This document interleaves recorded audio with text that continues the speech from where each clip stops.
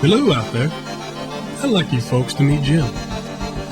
Jim is on his first day off in weeks, and he's decided to spend it seeing the latest big-budget blockbusting bonanza at the local Cineplex. Jim's a regular fellow, no different really from you and me. One thing Jim really enjoys, other than watching movies of course, is the company of someone who can carry on a decent conversation. Maybe that's why Jim doesn't have many friends. You see, Jim considers himself a very good judge of character, and anyone that can hold his attention with their linguistic abilities gets his self-patented treatment of silence. After years of learning to ignore people, the method usually works to a T. Now, I say usually because there is a specific time in Jim's recent past which, when mentioned, strikes great fear into little Jim's heart. But hey, let's not talk about that stuff now. This is a time to be happy, because Jim's world is always a happy place.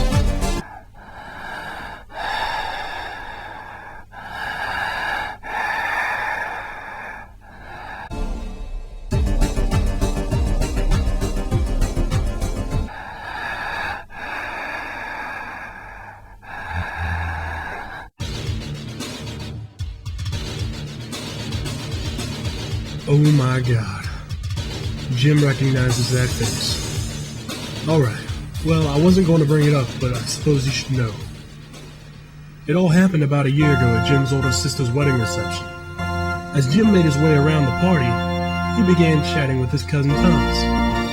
After 10 minutes or so, Thomas said his throat was dry, and he left to go get a drink from the punch table. When Thomas walked away, he arrived. A man they called Chad made his way through the crowd like it was the annual running of the bulls in Spain. He was going everywhere around the wedding reception trying to find someone, anyone who would be able to put up with his conversation. Then he saw Jim. Try as he might, Jim never did escape, and for the next 8 hours, Chad never let up with his verbal bombardment. Now, as Jim stood facing his greatest fear straight in the eyes from nary 100 feet away, he wasn't about to once again be sucked into Chad's terroristic tentacles of conversation. He ran like a scared little schoolgirl, hoping this time that the large man called Chad would finally take the hint and digress. What Jim did not foresee, however, is that no matter how strong his will was, Chad's was that much stronger. Something was on the tip of Chad's tongue, and by God, he was going to let it out. Thus, the chase had begun.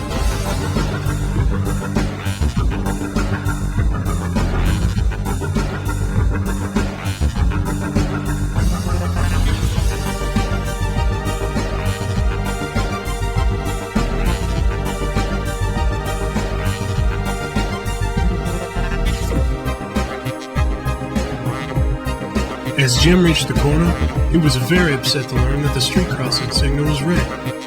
This left him with a decision to make and very little time to make it. He was either going to have to disobey the traffic signal and risk his life in the busy street, or play it safe and risk a nightmarish day in the listening range of the Chad. He had decided he was going.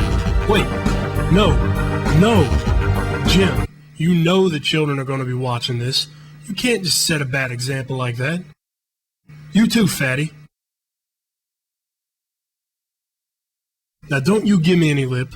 You can very well wait a second for the light to turn green. It won't kill either of you. Alright, Jim? Chad? Good. There, now you boys can resume.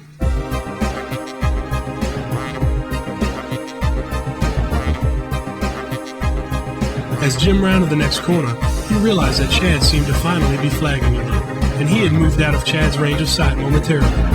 This gave him the opportunity he needed, and he did not waste it. Thinking on his feet, he quickly ducked behind a nearby SUV. Jim found that his plan had worked perfectly. Chad was stuck looking around like a bear searching for a lost cub. Jim wasn't out of the woods quite yet. Chad wasn't going to give up so easily, and he knew it. Then, fate intervened. Oh my God, Jim thought to himself. That has to be the gayest ring I've ever heard. Well, gay ring or not, it was exactly what Jim had needed. As the large man began hanging up the phone, the strangest thing imaginable happened. Apparently, during the chase, The cameraman had taken a very strong liking to Chad's hat, and he had decided that he should have it for himself. That cameraman reached right out and grabbed that cap straight off of Chad's head, and he began taking off with it. As Chad chased the cameraman, hoping to get his little ball cap back, Jim took advantage. As Jim darted across the street, he turned just to make sure Chad hadn't followed, when all of a sudden, whoa! That blow sure did look like it hurt, but not nearly as much as Jim's head when he saw who had hit him. It was Chad! Jim's mind went completely blank, and all he could think of was not only how Chad had gotten into a car on the other side of the street, but what became of the cameraman who had stolen his hat. Once again, Jim was on the run. After a few more blocks, Jim had finally made it to the Cineplex, and apparently he had not been followed. He praised the heavens above for his safe arrival and made haste to the box office.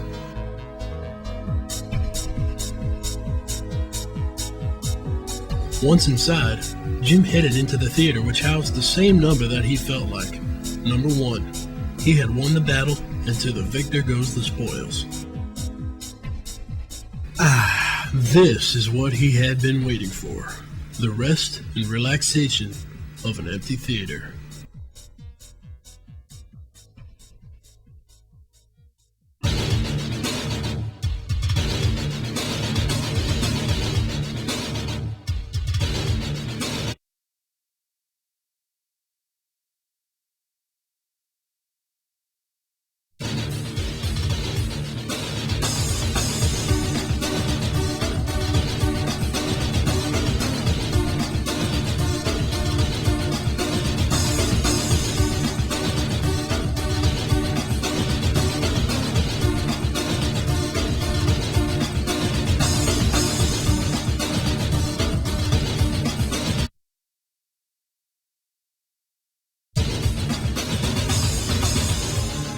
Huh? What the?